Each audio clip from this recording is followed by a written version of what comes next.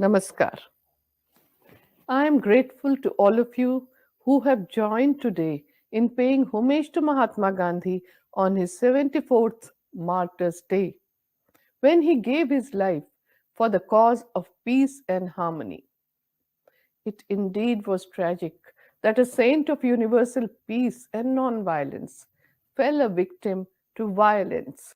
I thank the Indian Mission and the Indian Council for Cultural Relations for hosting this tribute to pay homage to Mahatma Gandhi during the commemoration of 75th anniversary of India's freedom.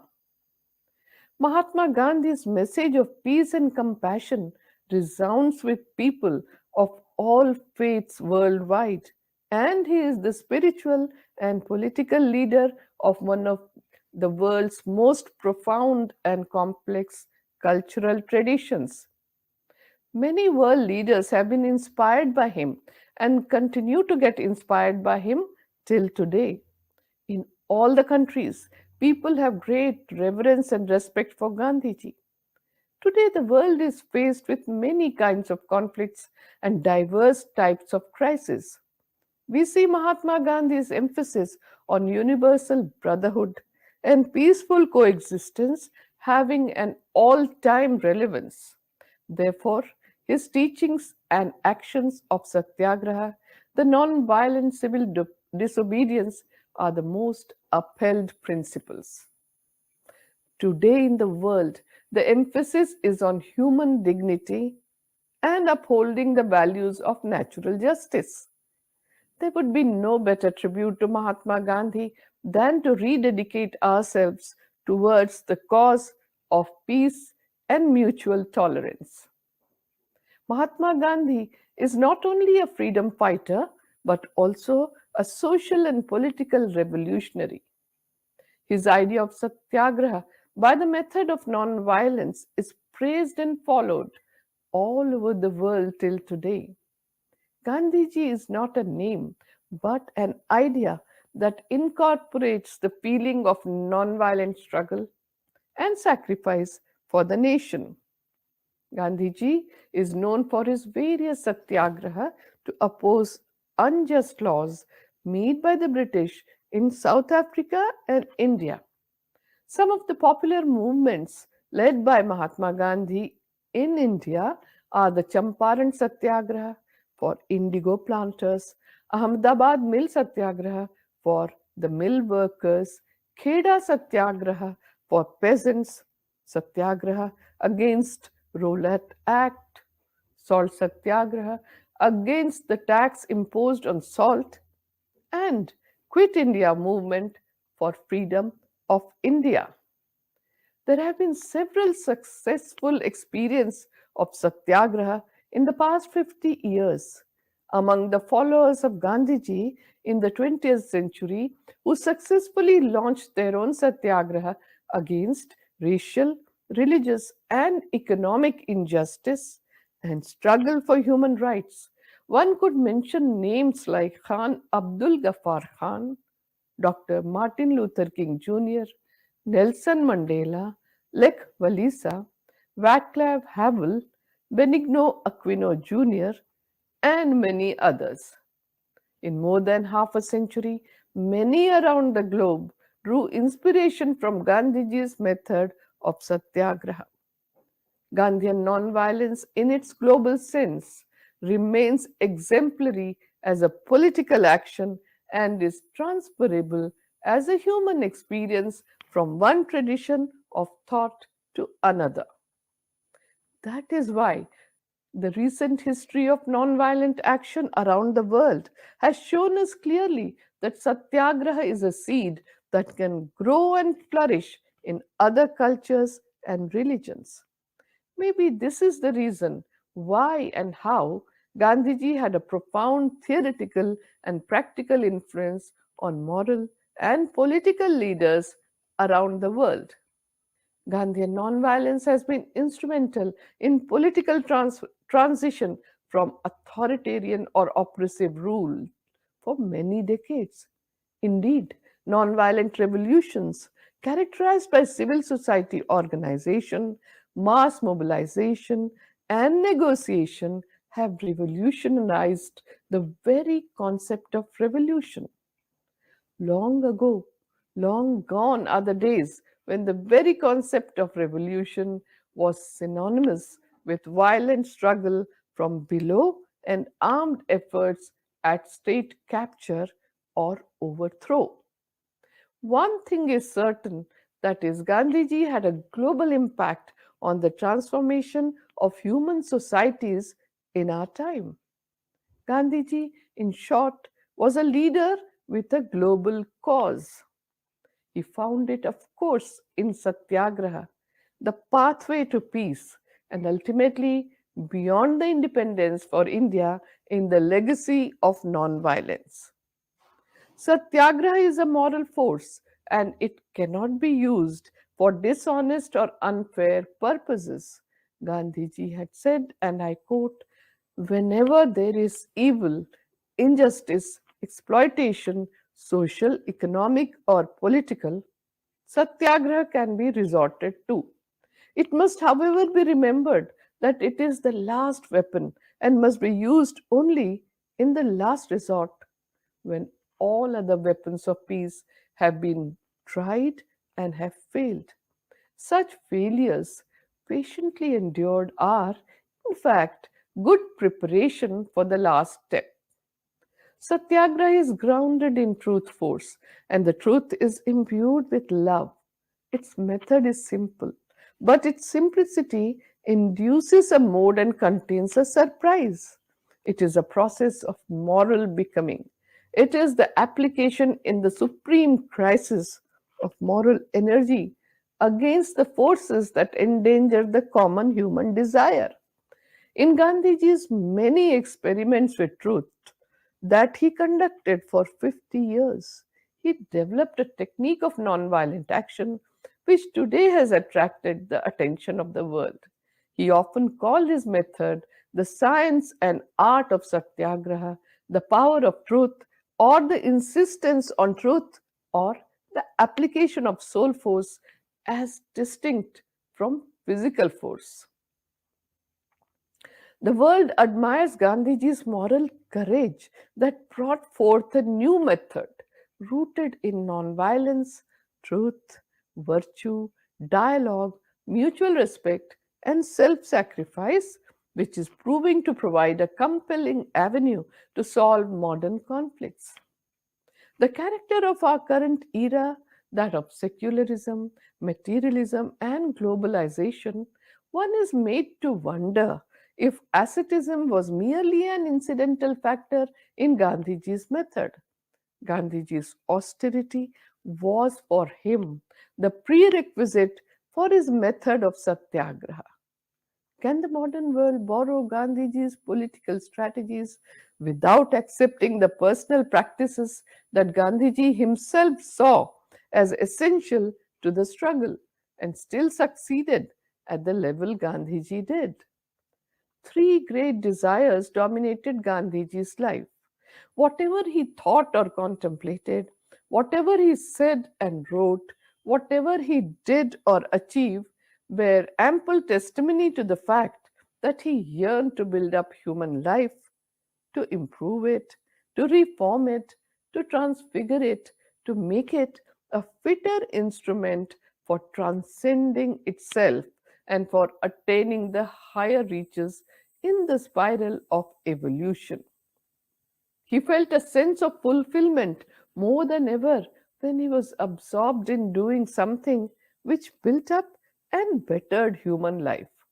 Gandhiji's whole soul rose against any evil in any form. To resist all evil was, therefore, his second desire. He would prefer death to submission to any evil. It was this urge that made him a lifelong crusader in the case of whatever he deemed good. He was a revolutionary, a crusader, and illness, age, nor preoccupations came in the way of responding to a call for fight against evil in any shape or form. The third most dominant desire in him was for love for peace. Every bit of him was for peace, for nonviolence. He said that man had no right to destroy what he could not create and to injure what he could not make whole. Better leave both to God, he would say, as he alone can do both. The evolution of the whole technique of nonviolent action is based on this dominant urge of his, that is, love for all beings. Gandhiji had a realization of the immanent presence of God or truth. It was that which made him declare that all life is one. Gandhiji had immense faith in the inherent goodness of human beings, and he believed that it would never fail to respond to nonviolence. Since he experienced a sense of identity with all living beings, he not only refrained from harming them, but when in conflict with them, he exposed himself to suffering and invited it during the effort to make the opponent convinced of the truth of his own contention. He had faith in the infinite power of suffering to convert the opponent. While Satyagraha, in its intense form, in its more complete facet, is a creed, a way of life, as laid down and lived by Gandhiji himself, in its broader aspects, it may be said to be a non-violent weapon for the use of individuals as well as groups and masses in fighting against all evil and injustice, social, economic, and political. It is an alternative to all kinds of weapons and remedies which involve hatred and violence to person and property. The social organization of the Satyagraha was designed not only for civil resistance directed at the British colonial system, but also to model the new social order that the thousands of freedom fighters wished to put in its place, inspired and guided by Mahatma Gandhi. In 1918, on Gandhiji's call, Sardar Vallabhbhai Patel quit his hard earned job as a barrister and joined the movement to fight for exemption of taxes in Kheda district in Gujarat state of India at the time of plague and famine. He joined Gandhiji's non cooperation movement in 1920 and traveled across India to recruit 3 lakh members. He also collected more than 1.5 million rupees as fund for the movement. In 1928, he led the Satyagraha in Bardoli district in Gujarat, state of India, which was an object lesson in the method of voluntary suffering to oppose the brute force of the government. Sardar Patel's leadership is seen in his unique courage, forthright diplomacy, and the expertise of a master tactician. Gandhiji offered his years of experience, his philosophy of satyagraha, and the charisma that attracted the world. After Satyagraha in Bardoli, Sardar Patel was the main pillar in all the subsequent satyagrahas for the Indian freedom struggle led by Gandhiji. Later on, Sardar Patel became the first deputy prime minister of independent India. In 1930, the leaders of the freedom movement like Sarojini Naidu, Kamla Devi Chattopadhyay, and Khurshid Nauroji, to name a few, joined the Salt Satyagraha led by Gandhiji.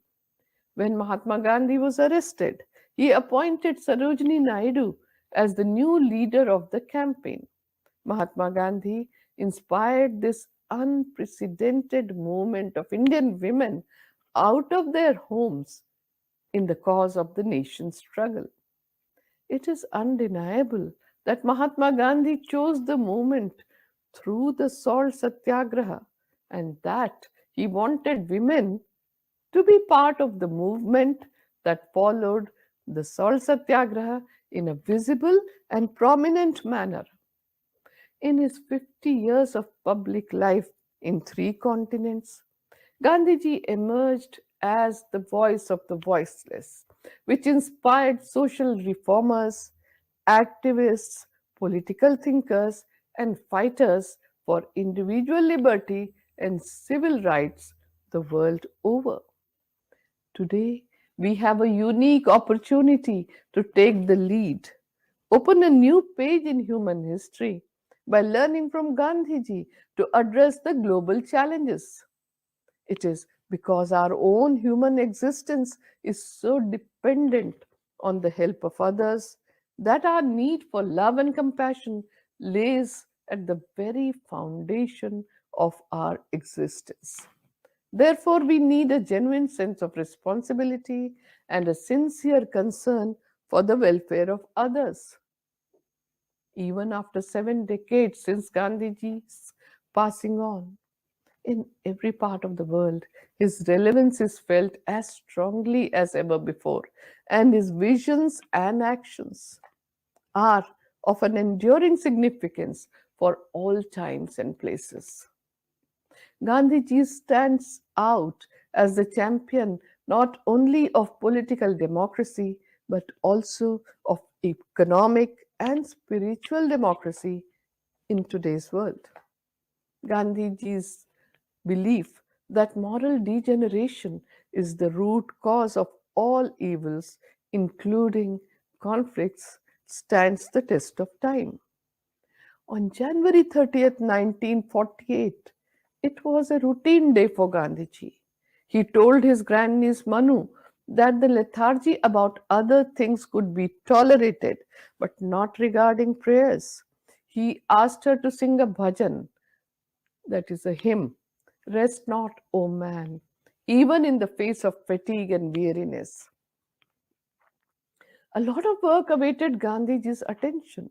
Gandhiji did not like anyone missing his or her present duty to provide for an uncertain future. He said, who knows what is going to happen before nightfall, or even whether I shall be alive?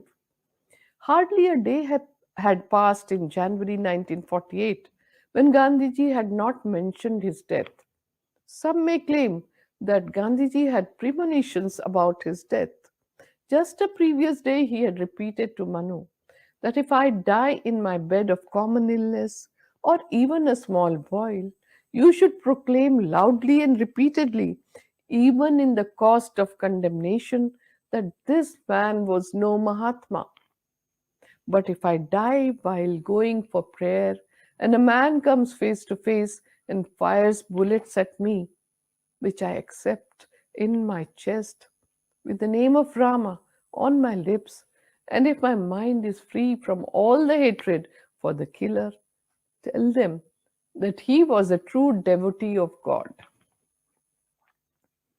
It was to his unique credit that in a world marred by violence and hatred, Mahatma Gandhi stands firm as a man of universal goodwill and a protagonist of peace.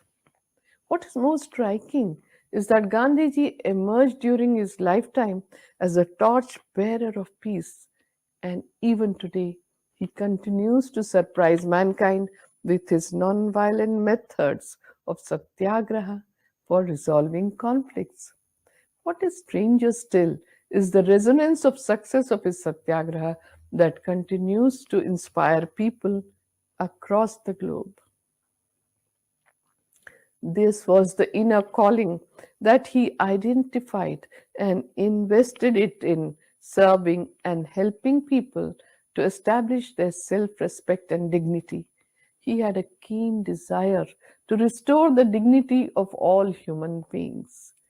This reflects beautifully in the shloka, which used to be recited in the daily morning and evening prayers in Gandhiji's ashram. Natvaham kamaye rajyam न स्वर्गम न पुनर्भवम कामये दुःख तप्तानाम प्राणिनाम artinasanam. I do not crave for kingdom, nor do I want heaven or salvation. I merely want to alleviate the sufferings of people. 74 years after violence brought his life to an abrupt end, it is a life worth revisiting, for it carried in its chapters the mild but unassailable truth that peace is a positive force and that it can still move humans away from darkness towards light. Mahatma Gandhi had declared, "Am I going to be silenced after my death?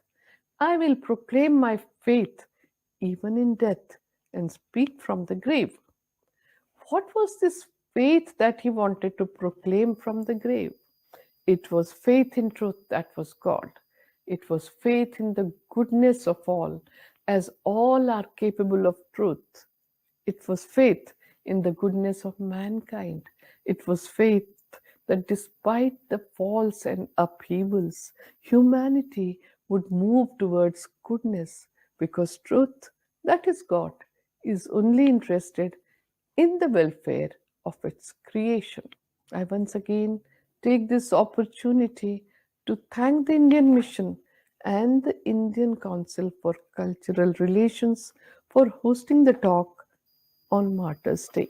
My special thanks are to all of you who have joined me online today. We pay our tributes to Mahatma Gandhi with a hymn. सत्य के हेतु